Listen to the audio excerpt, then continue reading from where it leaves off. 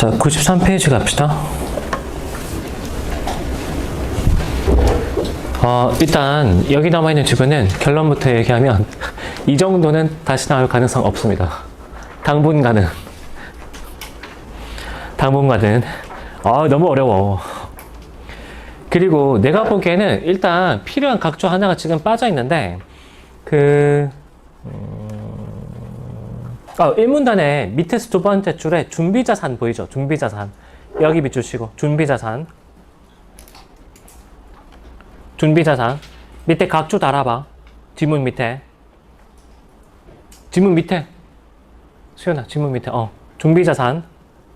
뜻 불러주겠습니다. 통화당국이 대외 결제를 위해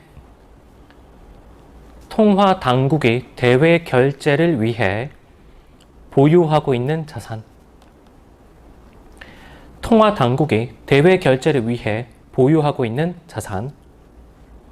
이거 뜻 줘야 된다라고 나는 생각합니다.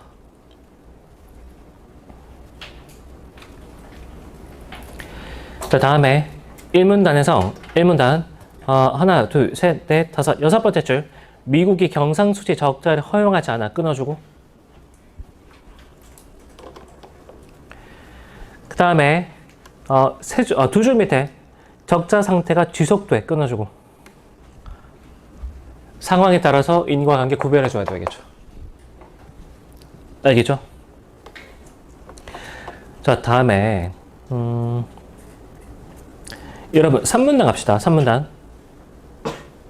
3문단에 1994년에 성립된 이 체제는부터 네 번째 줄 달러화로만 금을 매입할 수 있었다까지 밑줄.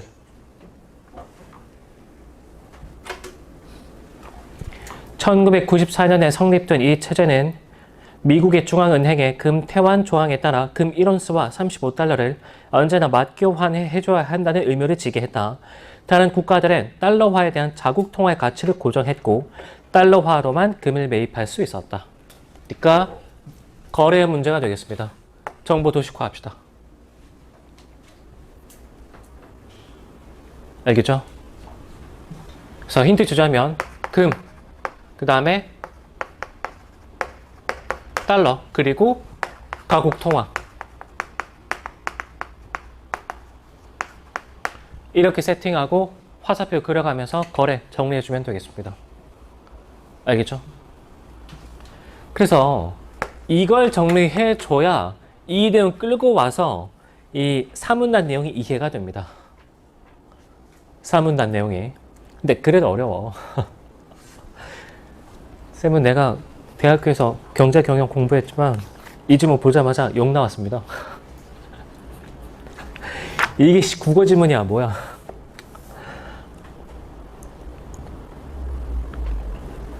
자, 그러면 여러분 이런 점들을 고려해서 문제 다시 풀어보는데 12번부터 15번 2020년 수능 문제는 하나같이다. 독서 문제가 인과의 회자될 그런 내용인데 난도가 매우 높습니다. 그래서 다시 푸는 기출문제지만 다시 풀어도 어려울 겁니다. 시간 13분 주겠습니다. 13분 다시 풀어봅시다. 시작.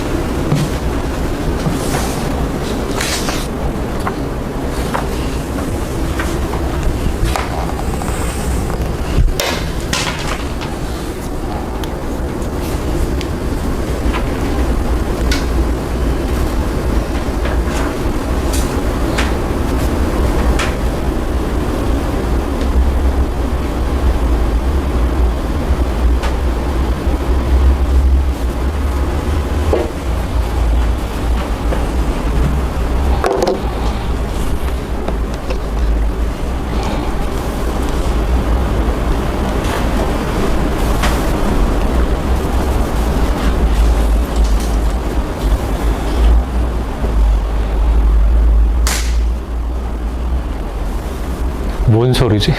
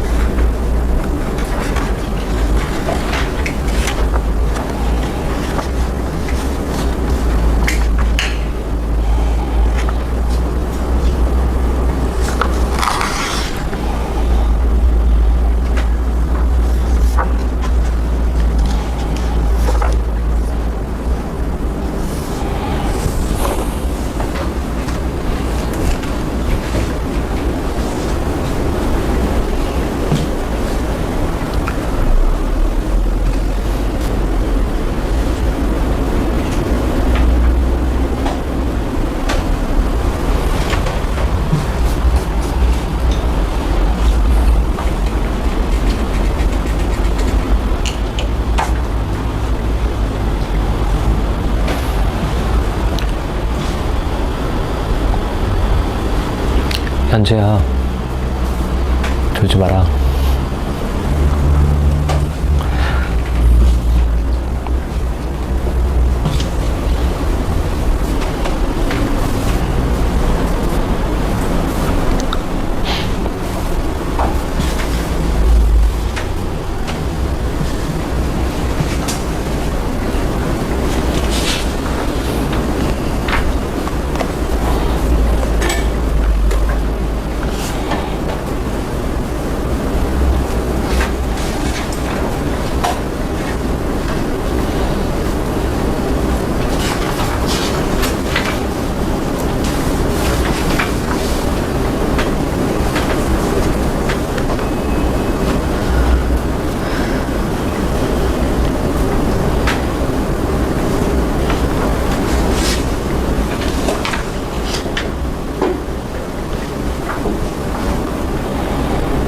(2분) 전.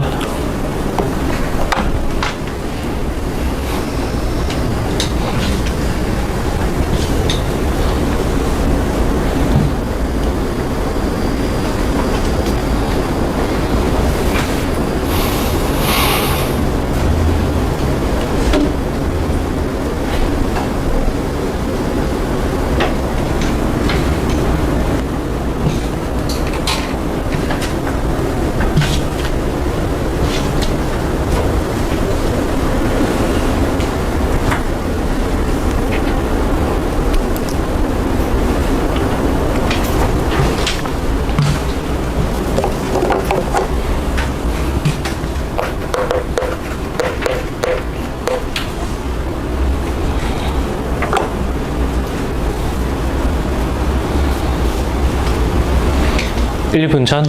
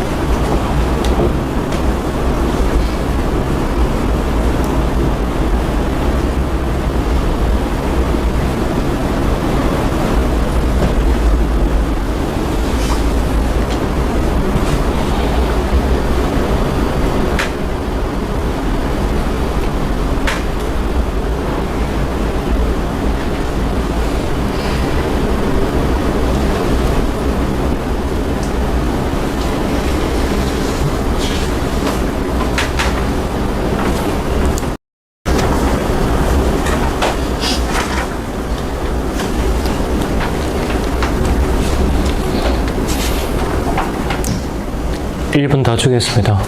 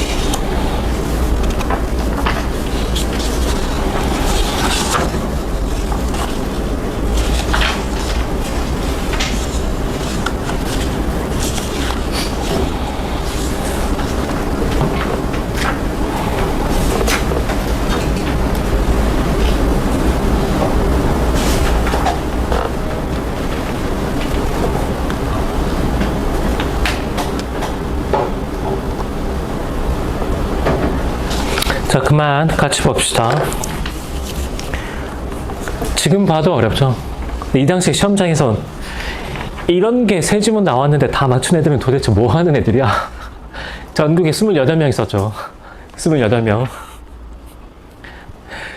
이 정도라면, 쌤 생각으로는 90점만 넘어도 대학 갔는데 아무 지장 없었을 겁니다.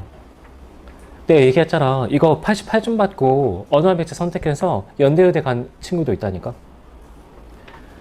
그죠? 그래서 내가 만약에 수험생이라면 그 당시 13번이었던 지금 여기 교재에 실려 있기로는 15번으로 실려 있는데 내가 만약에 수험생이라면 나는 15번 안 풉니다. 왜냐면 얘 말고도 다 어려웠거든. 그 당시에는. 선택도 어려워서 문학도 까다롭고 독서도 세 지문 다 어려웠습니다. 굳이 다 붙들고 있을 필요가 없는 거죠. 난이도가 그렇게 극상으로 가버리면 잘 주워 담기만 해도 괜찮겠다. 이런 생각 해줘야죠. 잠시만.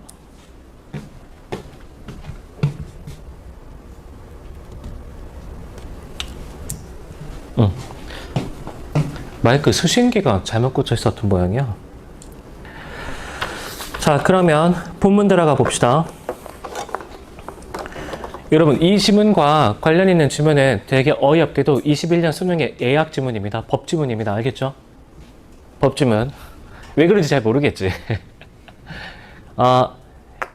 정보의 도식화인데 얘도 괜찮아.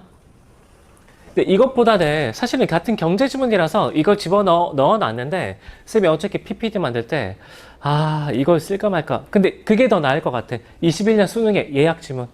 21년 수능의 예약 지문. 왜 그런지 조금 이따가 같이 살펴보겠습니다.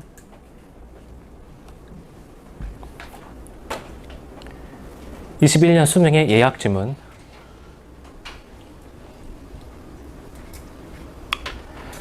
그리고 이 지문은 배경 지식이 정말 중요하죠. 그러니까 쌤이 그래서 왜 통화정책과 재정정책, 그 다음에 그 양적 완화, 그리고 특히 이 지문에서는 환율과 경상수지 간의 관계 먼저 설명했는지 알겠죠? 근데 여기 보면은 도대체 독일과 일본이 왜 미국의 시도에 반대했는지 알 수가 없어. 이거는 그냥 알고 있었어야 된다라는 얘기죠. 그리고 그 환율과 경상수지 간의 관계는 2010년 9월달 모의평가의 제이커브 현상. 거기서 알려준 적이 있습니다. 근데 기출문제에서 이미 나왔으니까 이거 알고 있어야 돼 라고 하기에는 약간 좀 너무한 게 2010년 기출이라니까. 도대체 언제 기출까지 풀어야 된다는 얘기야, 이거. 그래서 오히려 이렇게 나올수록 이 사교육을 좀 부채질하고 있는 게 아닌가. 근데 다만 이번에 6월 달에 그런 거 없애겠다라고 했으니까 이제 이렇게는 좀 당분간 나오기가 힘들겠죠. 네, 기출문제에서 여러분 그 정도까지 가는 거는 쌤이 따로 챙겨줘야 되겠지만 최근 5개년에 나왔던 경제지문의 배경 소재는 배경 지식적인 소재는 여러분이 따로 다 정리해 주는 게 필요할 것 같아. 비슷한 맥락에서 올해 뭐 집중해야 돼? EBS 연계 지문에 있는 그런 경제 지문은 싹 다 다시 읽어봐야 돼. 알겠죠? 그거는 할 말이 없죠. EBS에 나왔잖아. 그쵸? 1문 나갑시다. 기축통화는 국제거래 결제 수단으로 통용되고 환율 결정의 기준이 되는 통화이다. 보통 최근에는 기축통화 한 3개 정도 얘기합니다. 달러화, 그 다음에 유로화, 그 다음에 위안화. 이 세 개 정도 얘기를 해. 근데 여러분 수준에서 기축통화라고 하면 그냥 달러라고 생각하면 돼. 달러. 나머지에 비해서 달러가 압도적입니다. 압도적. 그러니까 세계 어딜 가도 웬만하면 달러화는 다 거래가 되죠. 세계 어딜 가도. 그죠? 쌤이 신혼여행을 인도네시아 발리로 갔다 왔는데 거기서도 달러화 다 통용되더라고. 인도네시아 화폐가 따로 있지만 달러화 다 받습니다. 그리고 그 사람은 달러화를 주는 걸 더 좋아합니다. 화폐의 힘이죠. 근데 거기 가서 원화 줘봐. 장난해? 이런 얘기 한국말 할지도 몰라. 아무튼 그런 게 기축통화인데, 그래서 예전에 대선 후보 시절에 지금 단식투쟁하고 있는 야권 대표가 우리나라를 기축통화국으로 만들겠다 이런 얘기를 했어. 근데 그 얘기 듣자마자 물론 쌤은 정치적인 그런 성향을 밝히고 싶다 이런 측면에서 얘기를 하는 게 아니라 이런 생각이 되게 강했습니다. 지금 대통령도 약간 그런 게 좀 불만인데 다음 대통령은 제발 경제 전문가가 좀 됐으면 좋겠어. 아니 우리나라를 기축통화국 말이 되냐 그게? 유로화도 지금 달러화한테 밀리는 판에 지금 대통령도 보면은 너무 법조인 출신이죠. 그렇죠. 그래서 언젠가는 경제 전문가나 아니면은 그 과학기술 전문가 그런 사람이 대통령 한번 했으면 좋겠습니다. 누군지 얘기 안 했습니다. 누군지 얘기 안 했어. 그래서 경제인 출신으로 그 대통령 했던 사람이 바로 이명박 대통령이죠. 그래서 그 이명박 대통령 때 그래도 경제 정책이 굉장히 잘 굴러갔다고 생각을 해. 그 당시에 세계 그 경제 위기 우리나라 굉장히 좀 스무스하게 잘 넘어갔거든. 근데 물론 개인 비리가 좀 심했죠. 개인 비리가 좀 심했지. 왜 이렇게 정치인들은 완벽한 사람이 없는지 참 뭐가 좋으면 뭐가 문제고 좀 욕 안 먹고 끝내는 그런 대통령이 있을까 의문이긴 하지만 자, 아무튼 간에 기축통화 1960년 트리핀 교수는 브레튼 우즈 체제에서의 여기 밑줄 브레튼 우즈 체제에서의 그러니까 여러분 이게 독해가 3등급 이상으로 올라가기 힘든 학생들의 특징이 뭐냐면 단어를 마음대로 흘려 있습니다. 그러니까 이 문장 읽었을 때 여러분 달러화의 구조적 모순이 지적했다. 그렇게 읽으면 안 돼. 정확하게 뭐라고 읽어야 돼? 브레튼 우즈 체제 하에서의 달러화의 구조적 모순인 거죠. 바꿔 말하자면 브레튼 우즈 체제가 아니라면 달러화의 구조적인 모순은 없을 수도 있는 거지. 맞죠? 그러니까 그렇게 읽었다면 일단 뭐부터 확인해 봐야 돼? 도대체 브레튼 우즈 체제는 무엇인가? 맞죠? 이거부터 확인해 봐야죠. 다음에 두 번째, 달러화의 구조적 모순이라는 게 무슨 내용인가? 이거 두 가지를 다 떠올려 줘야 돼. 근데 아까 여러분이 글을 읽을 때 달러화의 구조적 모순이 뭐지까지만 떠올렸다면 절반만 성공하는 거죠. 절반만. 그렇죠? 그리고 이 주문은 이 절반의 성공에 대해서는 되게 대가가 가혹합니다. 문제 안 풀려. 진짜 어렵습니다. 쌤 생각으로는 평가원 역대 독서지문 중에서 제일 어렵지 않을까. 나는 쉬웠죠. 나는 쉽지. 전공이 경제인데. 근데 국가적인 측면으로 따졌을 때 진짜 어렵습니다. 오히려 헤겔의 변증법, 헤겔의 브레튼 우즈 체제, 끔찍한 혼종이네. 헤겔의 변증법은 지문은 어려운데 정신 좀 부여잡고 있으면 그래도 그나마 좀 풀만 했던 것 같아. 이거 진짜 어렵습니다. 아무튼 도대체 달러화의 구조적 모순이 뭐냐? 한 국가의 재화와 서비스의 수출입 간 차이인 경상수지는 수입이 수출을 초과하면 적자이고 수출이 수입을 초과하면 흑자이다. 그는 미국이 경상수지 적자를 허용하지 않아 국제 유동성 공급이 중단되면 밑줄 국제 유동성 공급이 중단되면 서진 물어봅시다. 국제 유동성의 공급이 왜 중단되는 거죠? 경상수지 적자를 허용하지 않으면?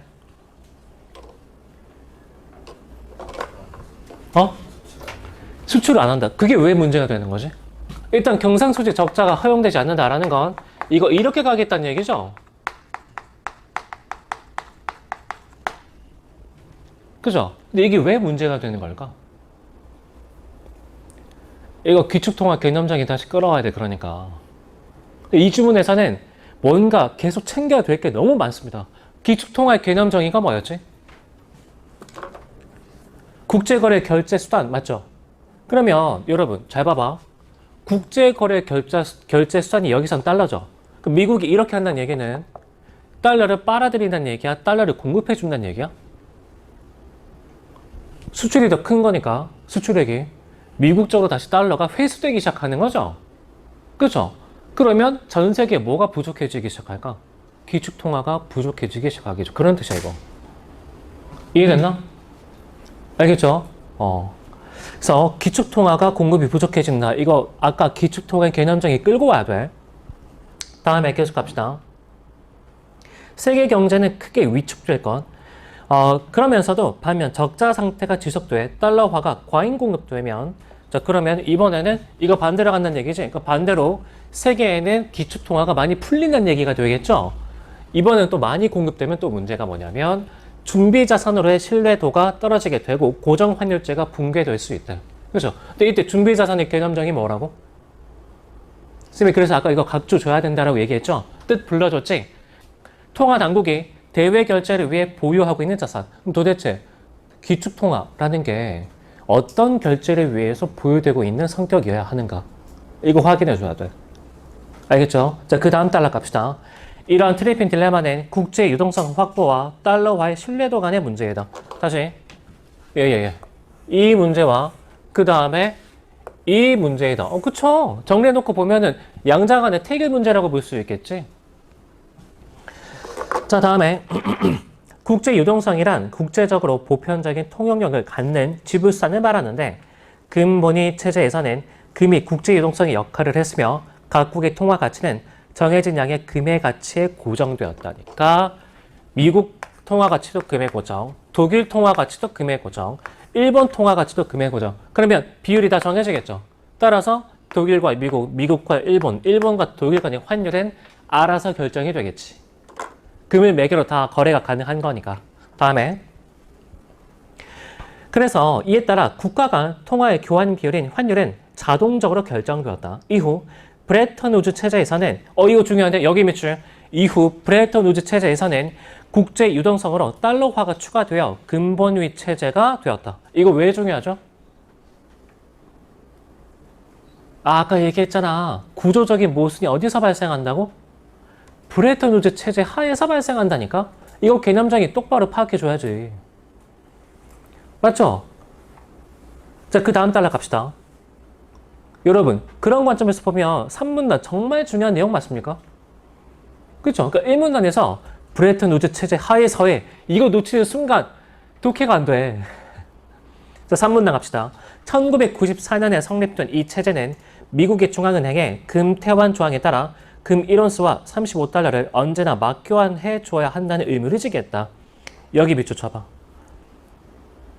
밑줄 쳐져 있나? 그러면 여러분 여기서 맨 처음에 교환 비율이 성립이 된 거죠. 다시 교환 비율 두 글자를 줄이면 환율. 첫 번째 환율은 1:35가 되겠습니다. 그렇죠? 그리고 잘 봐봐. 준비자산의 개념정이 뭐였죠? 준비자산의 개념정이 뭐였어? 통화당국이 대외 결제를 위해 보유하고 있는 자산. 그러면 달러를 갖고 뭘 결제해야 돼? 이게 돼야 돼. 달러를 갖고 뭘 결제해야 돼? 달러 갖고 뭐 결제해야 돼? 금 결제 이렇게 읽어야죠. 그러면 여기서 뭐에 대한 준비자산으로서의 신뢰도 하락? 즉 금에 대한.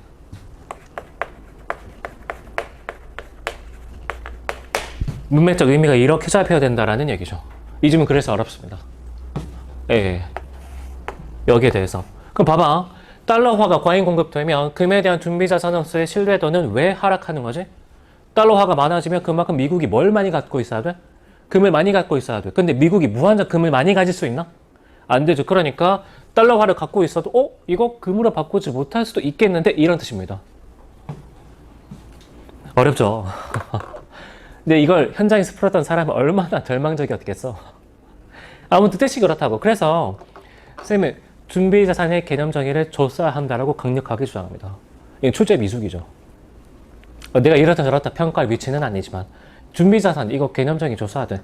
그래야 금에 대한 준비자산으로서의 신뢰도 이걸 캐치할 수 있고 이렇게 되는 순간 조금 독해가 원활해지거든. 근데 이거 안 좋다는 얘기는 이거 알아서 금에 대해서 준비자산으로서의 신뢰도가 떨어진다라는 걸 산문단 읽고 추론하라는 얘기인데 과도합니다. 너무 과해. 아무튼 그래. 이해는 됐죠? 자, 계속 갑시다. 다른 국가들은 달러화에 대한 자국 통화의 가치를 고정했고 달러화로만 금을 매입할 수 있었다. 환율은 경상수지의 구조적 불균형에 있는 예외적인 경우를 제외하면 플러스 마이너스 1% 내에서의 변동만을 허용했다. 그러니까 여기서 뭐 얘도 거의 고정환율, 얘도 거의 고정환율 이렇게 간다는 얘기죠. 이에 따라 기축통화인 달러화를 제외한 다른 통화들 간 환율인 교차 환율은 자동적으로 결정되었다니까 여기서 독일과 일본 간의 환율은 자동으로 결정이 됐다 이거죠. 그 다음 달러 갑시다. 1970년대 초반에 미국은 경상수지 적자가 누적되기 시작했고 이렇게 읽어야 돼. 금 보유량에 비해 달러화가 과잉 공급돼요. 맞죠? 그래서 미국의 금 준비량이 급감했다. 이에 따라 미국은 달러화의 금 태환 의무를 더 이상 감당할 수 없는 상황에 도달했다. 이를 해결할 수 있는 방법은 여러분 여기서 이게 빠져있어요. 그러니까 이것도 문맥적으로 붙여 읽으라는 얘기인데 뭐에 대한 교환 비율을 처음에 조정해 줄 수 있는 거죠? 그러니까 여기서 환율이 두 가지야. 이 환율에 그다음에 얘네 간의 환율비 맞죠? 그럼 조정할 수 있는 환율이랑은 두 가지가 되겠죠? 얘도 조정할 수 있고 얘도 조정할 수 있겠지. 그러면 첫 번째 환율 조정 뭐에 대해서? 금에 대해서. 이렇게 읽어야 돼. 그러니까 예컨대 이런 거죠. 1대 35에서 이렇게 바꾼다고 합시다. 그러면 이전에는 35달러를 갖고 와야 한 단위를 내어주는데 지금은 70달러를 갖고 와야 한 단위를 내어줄 수 있는 거죠. 그러니까 금 준비량이 이전의 절반만 돼도 돼. 됐죠? 지연 물어보죠. 또 어떤 해결책이 있을 수 있지? 환율 조정하는 거 말고? 예컨대 새로운 금맥이 터졌어. 그쵸? 그러면 이거 유지해도 새로운 금광이 개발되면 미국이 금 보유량이 늘어나니까 문제가 해결될 수도 있겠죠. 그게 현실적으로 어려워서 그렇지. 됐죠? 따라서 문제 11번 3번 삭제 11번에 3번 삭제 가능한가? 13번에 3번 미안합니다. 13번에 3번 삭제 가능하죠? 됐지? 자, 그래서 이를 해결할 수 있는 방법은 달러화의 가치를 내리는 평가절하. 뭐에 대해서? 금에 대해서. 그죠? 자, 그 다음에 또는 달러화에 대한 여타국 통화의 환율을 하락시켜. 그럼 여러분 여기서 아까 쌤이 뭐라 그랬죠? 환율의 상승은 자국 통화 가치의 하락. 그치? 환율의 하락은 자국 통화 가치의 상승. 그러면 나라 입장에서 환율이 내려간대. 맞죠? 그러면 독일이나 일본 화폐의 가치는 상승. 달러화의 가치는 하락. 맞습니까? 그러니까 얘 평가절하, 평가절상이지만 내용은 둘 다 달러화의 가치 하락이야. 결국에. 그렇죠? 다만 여기 금에 대해서 내리는 건 달러가 내려가서 평가절하고 그다음에 얘는 독일과 일본의 환율을 떨어뜨린다 그래서 평가절상이 되는 거죠. 그렇죠? 얘네를 절상해주고 얘를 절하하겠다고. 그래서 이 단어가 구별되는 겁니다. 아무튼 간에 여기서 환율이 두 가지니까 해결책도 평가절하, 평가절상 각각 들어가게 되는 거지. 됐죠? 아무튼 공통점은 뭐라고? 달러화의 가치가 어떻게 돼야 돼? 이게 떨어져야 돼. 이게 해결책이 될 수 있는 거죠. 됐죠? 자, 하지만 브레튼 우즈 체제 하에서의 달러화의 평가 절하는 규정상 불가능했다. 그쵸? 여기서 당초에 이 규정을 처음에 만들기를 1대 30으로 고정하겠다. 이렇게 만들어 놨잖아. 그쵸? 미국이 갑자기 사정이 바뀌었다. 그래서 전 부치듯이, 전 뒤집듯이 이렇게 바꿔 이렇게 할 수가 없는 거죠. 자, 그래서 안 됐고 그 다음에 당시 대규모 대미 무역 흑자 상태였던 독일, 일본 등 주요국들은 평가절상에 나서려고 하지 않았다. 왜냐? 평가절상이라는 얘기는 얘네들 나라의 환율이 떨어진다는 얘기죠. 아까 말했지. 환율이 떨어지면 경상수지 어떻게 된다고? 환율이 올라가면 경상수지가 개선돼. 환율이 떨어지면 경상수지가 악화되겠죠. 그러니까 왜 손해를 봐? 당연히 반대하겠지. 이렇다니까. 이해됐지? 그렇게 됩니다. 다음에 이 상황이 유지되기 어려울 것이라는 전망으로 밑줄. 이 상황이 유지되기 어려울 것이라는 전망으로 독일의 마르크화와 일본 엔화에 대한 투기적 수요가 증가했고까지. 왜? 이게 떨어지는 얘기는 상대적으로 마르크화와 일본의 엔화가 가치가 올라간다는 얘기거든. 그러니까 미리 사놔야죠. 진짜 뛰기 전에. 미리 사야죠, 미리. 다음에 결국 환율의 변동 압력은 더욱 커질 수밖에 없었다. 여기 밑줄. 이러한 상황에서 각국은 보유한 달러화를 대규모 금으로 바꾸길 원했다. 왜? 달러는 원래 금이라는 대외 결제를 위한 준비 자산이야. 근데 그 신뢰도가 어떻게 되고 있죠? 떨어지니까 다시 금으로 못 바꾸는 현상이 일어날 수 있잖아. 빨리 바꿔놔야죠. 그러니까. 돼? 무슨 얘기야? 준비 자산으로서의 신뢰도가 떨어졌다고. 그 문장이 바로 그런 뜻이야. 그러니까 내가 봤을 때 이 질문은 금에 대한 준비 자산으로서의 신뢰도가 떨어졌다. 이거 하나만 추가해줬어도 좀 풀만했을 겁니다. 근데 그렇게 해도 문제 풀기 쉽지 않은데 좀 과도한 것 같아요. 왜 다 뺐는지. 아무튼 쌤이 뭐 평가 원장은 아니니까 뭐라고 할 말은 없죠. 자, 미국은 결국 1971년 달러화의 금 태환 정제를 선언한 닉슨 쇼크를 단행했고 브레튼 우주 체제는 붕괴되었다니까. 얘도 안 돼. 얘든 아이씨 모르겠다. 배째. 포기하는 거죠. 됐죠? 그러면 이제 마음대로 달러화의 가치를 내려버릴 수 있겠지? 그치? 자, 그래서 13번에 선제 1번 지울 수 있겠습니다. 다음에 2번도 아까 읽었던 내용으로 처리 가능하죠? 그치? 1번, 2번, 3번 지울 수 있겠고 4번도 지울 수 있겠죠. 5번 정답 되겠습니다. 13번 5번 정답. 좀 봅시다. 브레튼 우주 체제에서 마르크화가 달러화에 대해 평가 절상되면 같은 금액의 마르크화로 구입 가능한 금의 양은 감소한다. 봐봐. 여러분 예컨대 달러화와 마르크화 교환 비율이 이랬다고 합시다. 그쵸? 근데 얘네들 나라에서 환율이 떨어지게 되는 거지. 그러면은 1대1이 됐다고 합시다. 그러면은 이전에는 마르크화 두 단위를 갖고 와야 달러화 하나로 바꿀 수가 있었는데 지금은 마르크화 하나만 갖고 와도 달러화랑 교환이 가능하죠. 그럼 당연히 구입 가능한 금의 양은 더 증가할 수 있게 되겠지. 같은 마르크화를 가지고. 맞습니까? 그래서 5번 안 됩니다.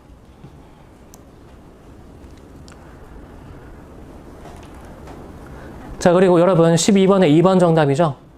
브레튼 우주체제 붕괴 이후가 아니라 브레튼 우주체제 하에서의 트리핀 딜레마를 얘기하는 거죠. 붕괴 이후에는 어떤 일이 벌어질지 트리핀 교수는 얘기한 적이 없어. 자, 다음에 마지막 달러 갑시다. 그러나 붕괴 이후에도 달러화의 기축통화 역할은 계속되었다.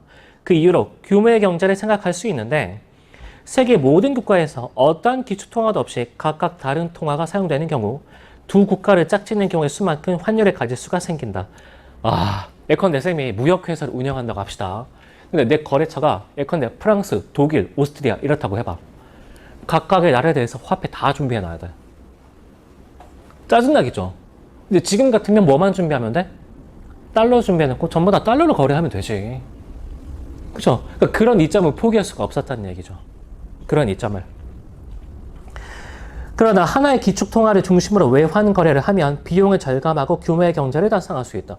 그쵸? 예컨대 이 프랑스 화폐, 그 다음에 독일 화폐, 오스트리아 화폐 다 따로 준비한다고 해봐. 근데 만약에 프랑스랑 거래가 틀어졌어. 보유하고 있는 프랑스 화폐. 써먹을 때가 있나? 그쵸? 근데 달러화로만 이 외환을 준비해 놓으면 관리도 쉽죠. 신경 쓸 일도 덜 하게 되고. 그런 이점이 있다 이거죠. 됐지? 자, 그러면 14번 갑시다. 미국을 포함한 세 국가가 존재하고 각각 다른 통화를 사용할 때 기업부터 디귿까지에 대한 설명으로 적절한 것은 선제 1번 기업에서 자동적으로 결정되는 환율의 가짓수는 금의 자국 통화의 가치를 고정한 국가 수보다 하나 적다. 여기서 금의 자국 통화의 가치를 고정한 국가 수는 셋이라고 합시다. 그리고 자동적으로 결정되는 건 얘네 세 국가 간의 환율이 되겠죠. 확통 선택자 손 들어봐. 이땐 전부 다 또 이과야? 이놈의 손들 진짜. 여러분 조합 배웠지? 3 컨비네이션 2 때리면 3 나오잖아. 맞죠? 그냥 그렇게 계산하면 되지. 아무튼 그게 힘들다. 다 짝지어봐. 세 가지 나와. 됐죠? 그래서 1번 탈락. 그 다음에 2번. 니은이 붕괴된 이후에도 여전히 달러화가 기축통화라면 니은에 비해 교차 환율의 가지수는 적어진다. 아니죠. 교차 환율의 개념적인 자체가 기축통화를 제외한 나머지 환율이야. 아이, 다시 3문단의 마지막 문장 가봐. 이에 따라 기축통화인 달러화를 제외한 다른 통화들과는 환율이 맞죠? 똑같지. 그래서 2번 삭제. 다음에 3번. 디귿에서 국가수가 하나씩 증가할 때마다 환율의 전체 가지수도 하나씩 증가한다. 그럼 여러분 여기서 뭐 금 빼고 지금 그림에서 미국, 독일, 일본이 있는데 한국 추가해봐. 중국은 마음에 안 드니까. 한국 추가해봐. 그러면은 이 자동적으로 결정되는 환율의 가지수. 환율의 전체 가지수. 이게 4개가 되나? 아니 플레이어 4명 아냐? 2명씩 짝지어야 될 거 아니야? 그쵸? 4개는 아니죠. 6개가 나오지? 그래서 안 됩니다. 다음에 4번. 기억에서 니은으로 바뀌면 자동적으로 결정되는 환율의 가지수가 줄어들죠. 여기서는 3개, 여기서는 1가지인데. 맞지? 미국과 독일, 독일과 일본, 일본과 미국과 3개. 근데 여기서는 독일과 일본 하나만 결정되지? 그래서 4번 안 됩니다. 다음에 5번. 니은에서 생기는 교차 환율의 가지수는 디귿에서 생기는 환율의 가지수보다 적다. 그쵸? 교차 환율은 기축통화를 뺀 거니까. 하나 빼고 2개씩 짝짓게 했죠? 그래서 5번 정답 되겠습니다. 근데 그나마 12번, 13번, 14번은 어떻게든 어거지로 풀만은 해. 근데 15번은 진짜 쌤 생각하기 에바라고 봅니다. 아무튼 보기 들어갑시다. 브레튼 우즈 체제가 붕괴된 이후 2차례 석유 가격 급등을 겪으면서 기축통화국인 미국입니다. 미국. A국의 금리는 인상되었고 끊어봐. 여러분 이것도 진짜 어려운 얘기인데 이걸 진짜로 독해하라고 시킨 건지 아니면 그냥 얘네 정리원 하라고 시킨 건지 쌤이 잘 모르겠어. 근데 어쨌든 얘기하겠습니다. 나는 왜 그런지 알고 있으니까 내 이해도를 여러분한테 넘겨줄게. 내 이해를. A국의 금리가 인상되었다. 왜냐? 여러분 석유 가격이 급등하죠. 그쵸? 그러면 이 가격이 올라간 석유를 뭘로 결제해야 돼? 달러로 결제해야 되는 거죠? 그게 기축통화니까. 그치? 근데 여러분 그러면 석유 가격이 급등하면 여기서 저기서 싹 다 달러화 좀 줘, 달러화 좀 줘 이렇게 얘기를 할 거 아니야. 그러면 자금의 경합이 발생합니다.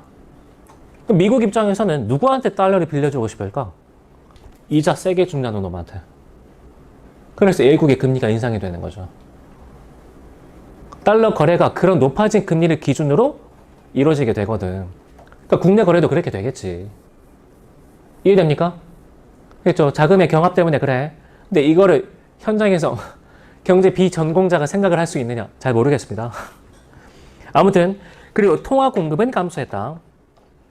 그쵸. 전부 다 대외적으로 빠져나가겠지. 자, 여기에 A국 정부의 소득세 감면과 군비 증대 끊어주고 소득세 감면이래. 뭐라고 해석해줘야 돼? 확장적 재정정책 해석해줘야죠.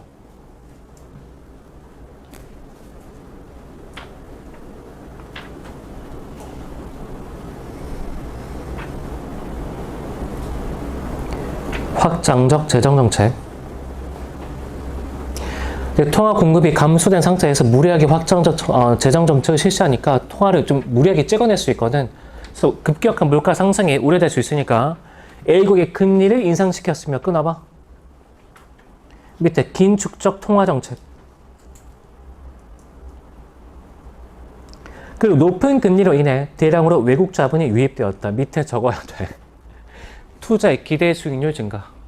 이거 아까 환율 오버슈팅 질문할 때 얘기했었던 거죠? 환율 오버슈팅, 투자의 기대 수익률 증가. 아무튼 그런데 여러분 사실 여기까지 그냥 정리만 해도 돼. 알겠습니까? 지금부터가 중요합니다.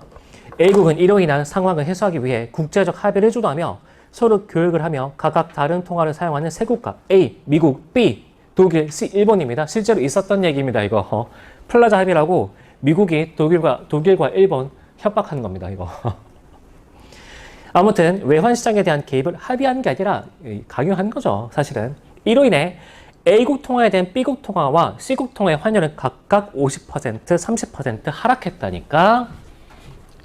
이렇게 되고 이렇게 된 거니까 일종의 평가 절상을 단행한 거죠. 그러니까 달러화의 가치를 어떻게 하는 거지? 내려버리는 거죠. 맞죠? 다른 나라 환율을 내려버리는 거니까. 달러화의 가치 똑같이 딸려서 내려갔겠지? 그치? 그리고 따져봐야 될 게, 여러분. 얘는 이렇게 하락해서, 얘는 이렇게 하락해서 얘가 더 많이 하락했죠. 그러니까 얘에 대해서는 환율이 상승했다. 이렇게 결론 내릴 수 있겠죠. 맞죠? 아니, 다시. A국에 대한 B국 통화는 50% 하락. 네, B국에 대한, A국에 대한 C국 통화는 30% 하락. 그러니까 C국은 좀 환율이 덜 하락했다고. 그럼 B국에 대해서 C국 통화의 환율은 상승했겠죠. 추론할 수 있지? 그쵸? 봐봐, 여러분, 다시. 그럼 이 둘 간에 이런 일이 벌어지고 있는 거 아니야? 따라서 C국의 경상수지는 어떻게 될까? 환율이 상승했으니까 경상수지는 개선됐겠죠. 따라서 답은 4번. B국에 대한 C국의 경상수지는 개선됐겠군. 그리고 선제 3번. B국 통화에 대한 C국 통화의 환율은 상승했겠죠. 그래서 안 되는 겁니다. 3번과 4번 정답. 3번, 삭제, 4번 정답. 아무튼, 그러니까, 아까 얘기했던 환율과 경상수지 간의 관계, 배경 지시 알고 있으면 어떻게든 15번에 답은 나옵니다. 근데 그 나머지가 너무 안개 속을 걷는 느낌이죠. 문제 잘 낸 건지는 잘 모르겠습니다. 자, 선제 1번 갑시다. 통화 공급 감소 밑줄. 여러분, 여기서 이게 신뢰도가 하락하게 되는 거 달러화의 과잉 공급되죠. 그렇죠? 근데 여기서는 통화 공급이 오히려 감소했으니까 여기서 이렇게 가는 문제점은 발생하지 않았겠지.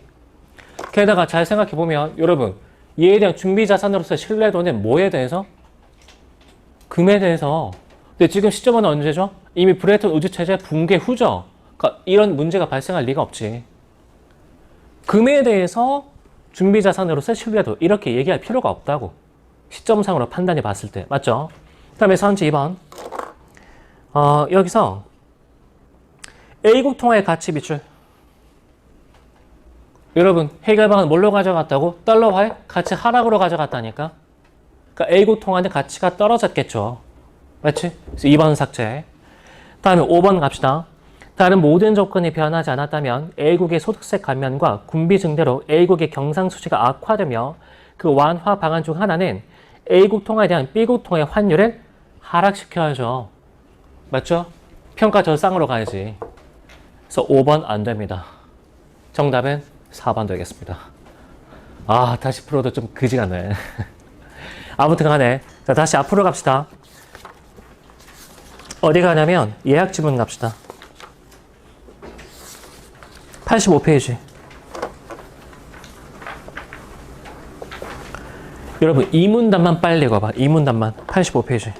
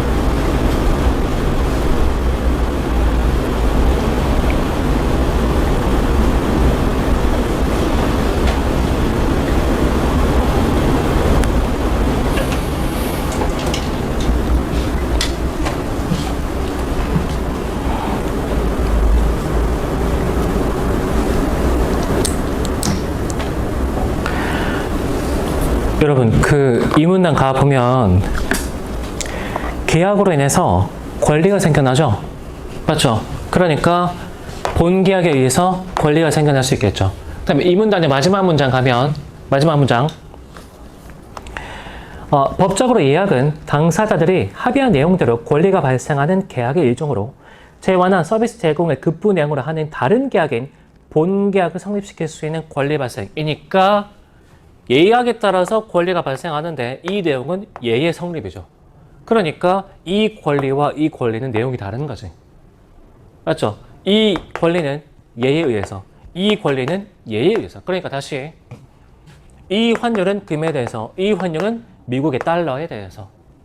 그러니까 거래 문제가 나오는 순간 도식화해줘야, 또는 절차의 문제가 나오는 순간 도식화해줘야 뭐가 다른지를 짚어가면서 시각화하기 편하다고. 그렇죠? 그래서 여러분 29번 문제 왜 냈는지 알겠어요, 이거? 29번 문제. 이 두 개 구별하라는 얘기야, 이거. 알겠죠? 그래서 그런 점에서 거래의 문제, 정보 도식화. 얘랑 굉장히 그림이 비슷한 것 같습니다. 근데 22년 수능이 훨씬 좀 어렵고 문제도 좀 지저분하죠. 알겠죠? 그래서 21년 수능에 29번 문제는 굉장히 잘 낸 문제라고 생각해. 이 정도 얘기하겠습니다. 오늘 수업은 여기까지 합시다. 고생했습니다.